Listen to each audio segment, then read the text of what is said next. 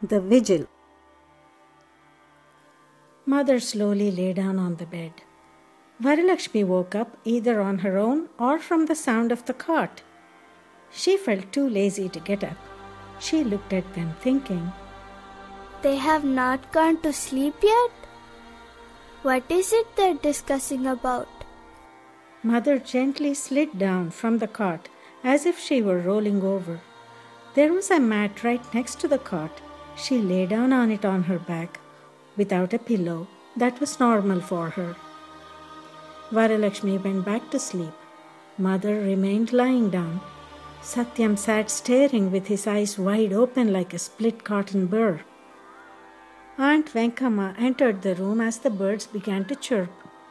She directly went and checked Mother's pulse.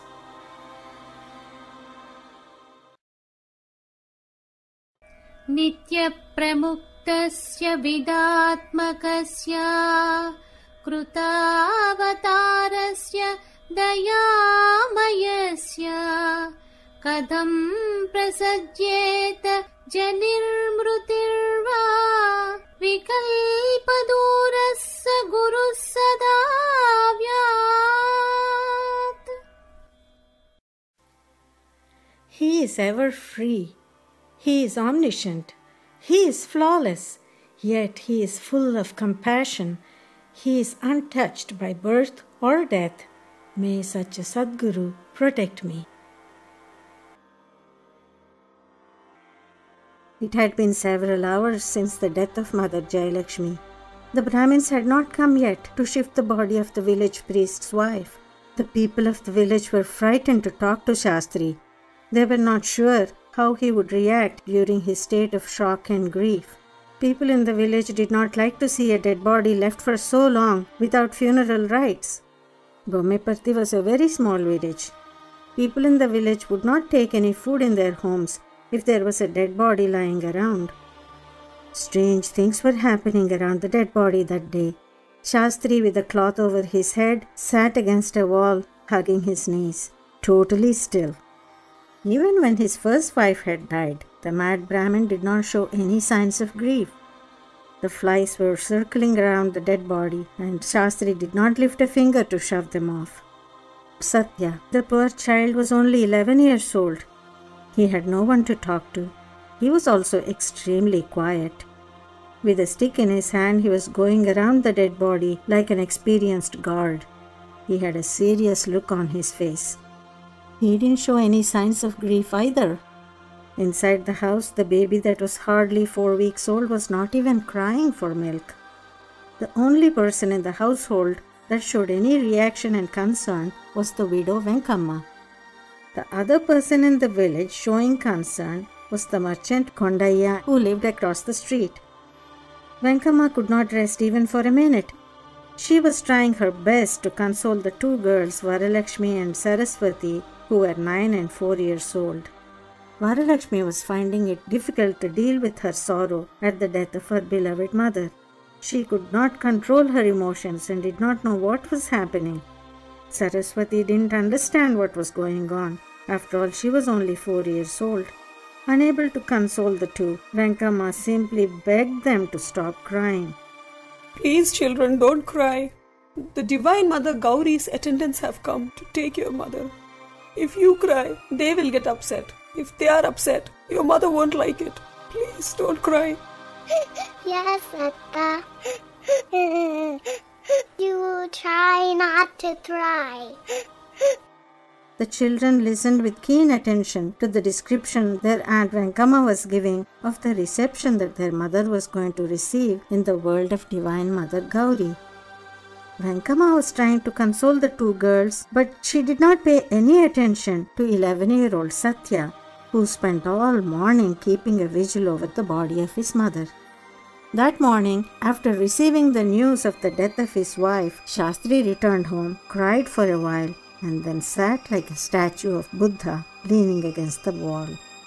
Even Venkama did not speak to him.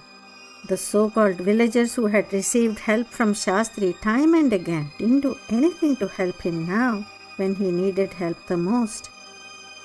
They just came to see the body and simply moved away.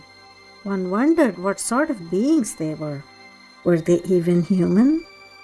Kondaya and Venkamma were the only two taking the responsibility in this situation. Venkamma took the two girls to Kondaya's house and sat on the steps. Kondappa, can't you show some kindness to the children? There was no gentleness in her words. It was of course nothing new for her. She had always been rough in her talk. Kondaya had a similar nature.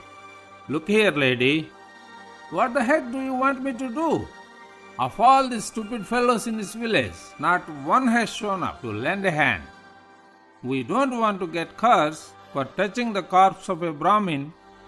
I have dispatched that elite Ramareddy and that Erragodal Narsimhareddy to make a dash to Kandukur, Polalrevu and Rampapuram to fetch 4 Brahmin priests.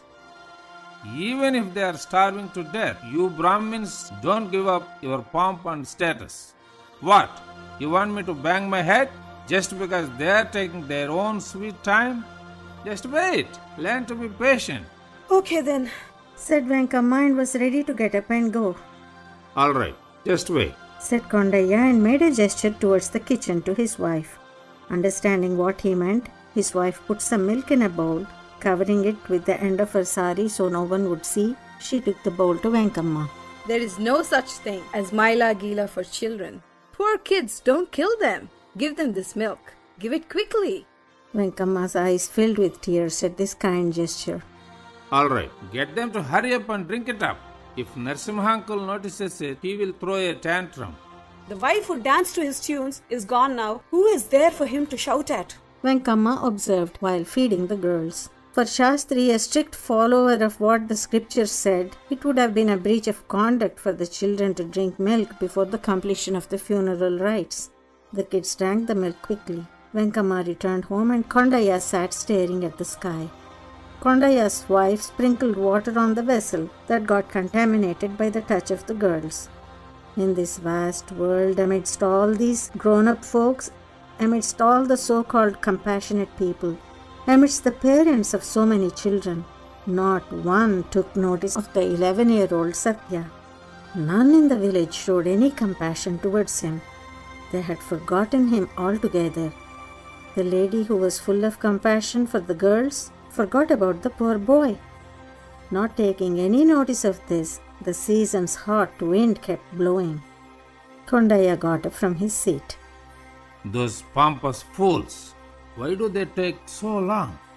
A tall, dark, skinny man walked up to the steps. He was like a skeleton with just skin and bones. His clothes and the sacred thread over his chest indicated that he was a Brahmin.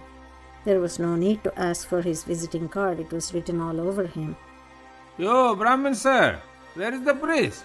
Kondaya asked. The way he said it made it abundantly clear that Kondaya clearly made out that the Brahmin at the door was not the officiating priest.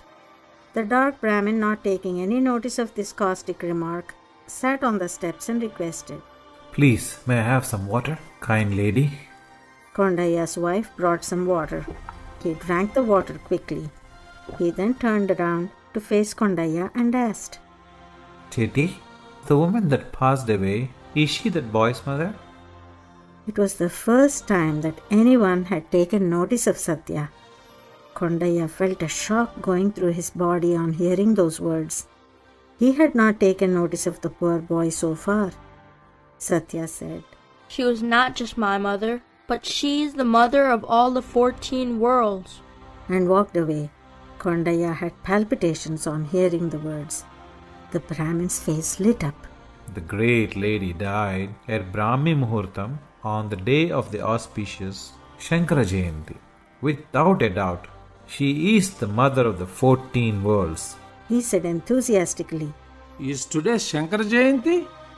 Yes, that's why you may succeed in getting the attendants of Shiva to come down to earth from Kailasha. But you cannot get the priests to get here from Anantapur. Why Anantapuram? Don't you know? All the village Brahmins go to Anantapur today to take part in the chanting of Rudram. Because it is Shankar Jayanti. How come you are here? Didn't you already think that I'm only good for carrying corpses and not for chanting mantras? Kondaya squirmed at the Brahmin's remark. It took a while for him to recover. After a while, a young village boy announced the arrival of the Brahmin priests. The Brahmins arrived with baskets full of jasmine flowers. Kondaya was glad to see the priests who would officiate at the funeral rites, but he was puzzled why they brought so many flowers. Did you know, on this special day of Sankara Jayanti, this great lady, Sumangali, has died at the auspicious time of Brahmi Muhurtam? Who do you think she is? She is really the Divine Mother, Raja Rajeswari herself. She cannot be sent to heaven by just a simple ceremony. She needs to be decorated with flowers. Don't just stand there like dumb idiots. You haven't sent for musicians yet? At least bring the drummers so that they can play some music. Hurry up, it's getting late. The priest said it all in one breath without waiting for any answer to his questions. On hearing the commotion that the priest made, the Buddha statue started wailing loudly. Hey brother, Janayam Inyau Sayam Prataha. That is what life is all about. You already know it. Why are you crying like an ignorant man? You are a scholar. Come on. There was but a trace of compassion in his tone. The rest of the priests got busy organizing for the rites. Venkama helped them, consoling the girls at the same time. The baby in the cradle was unusually quiet, as if he had gone to sleep. Hey Narsimha, we don't have time. By sunset, we must complete all the rituals. Go, hurry up, have a bath and come back quickly to start the proceedings, requested the priest. Holding a cloth against his mouth to stop himself from wailing, Shastri ran towards the well. On the way, he passed the Anjaneya temple. As soon as he saw the idol of Anjaneya, he sat down on the steps and cried, Hanuma! Hanuma! The priests were waiting for his return and were getting restless. As soon as the Brahmins arrived, Satya gave up his vigil of the body. He stood quietly watching them from a distance. He was observing everyone's face as if he were searching for something. The village folk started coming to pay their final respects. The men folk stood at a distance against a wall. The women stood around as if witnessing a show. A few of them came near the body and cried uncontrollably. On hearing this, Shastri started to bang his head against the stone steps. The strange thing was that those who cried so unconsolably, just a moment later, blew their noses and walked away as if nothing had happened. The children on the street were in a different world altogether. They were playing hopscotch. Satya would have been a part of the team on any other day, but today, fate probably felt, after the death of his mother, where's the need for any more games for Satya? The children ignored Satya's presence and played among themselves. Satya was observing them but had no desire to play. He was perhaps fed up with those kinds of games.